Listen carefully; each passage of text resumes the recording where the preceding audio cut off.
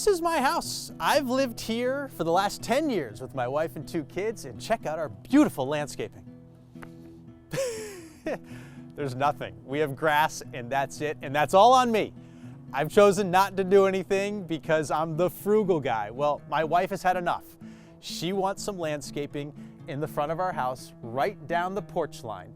We have challenges. It's rocky soil. The biggest challenge though is the sunlight, or lack thereof. It's all shade. I only get about an hour of sunlight right there. So she's taken on this project. She has a budget. She went to the garden centers to find out what plants could work here, and she's gonna take on this project.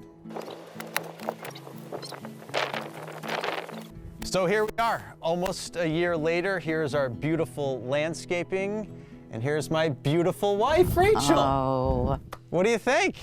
I am so happy. 10 years we had absolutely nothing here.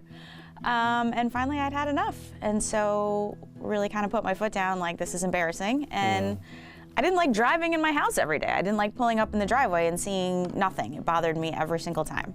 So went through the process of coming up with a budget. A plan. Which is a big thing for this one. Todd was very cautious about the shade situation. Yeah, I mean, as you can tell, we don't get a ton of sun right here, so. True, so he actually had told me it might be impossible, which they quickly discredited and said it's quite possible, even in a shady area, and hydrangeas will probably do quite well. In the fall is when the garden centers are, trying to unload all of their excess inventory, and you can get some great deals. And on plants that are usually fairly expensive, right? Like hydrangeas, so. And let's add that in that budget, we also needed the install because he also made it clear that he wasn't doing it. So we're on ledge here. We had to blast, and this is all like rock and ledge, it's only like 3 or 4 inches of loam, and once you get under that, I mean, you're dealing with big pieces of granite. And doing my mailbox, like I've dug a hole here, and I did not want to do that again, especially 11, 12 times. So I was like, that had to fit into the budget too. So that was a big part of the budget, was not only the plants, but the installation. There's really only 3 main components to putting in a garden like this. You have a nice clean slate where it's already lawn. So our first step is to rip out the sod in the area we want to put in the garden bed.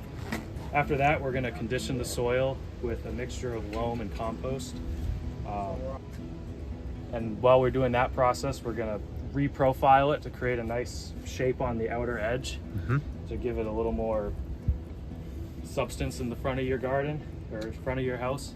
From there, we'd be into the planting portion of the project, where we would dig out the planting wells, plant these shrubs with straight compost.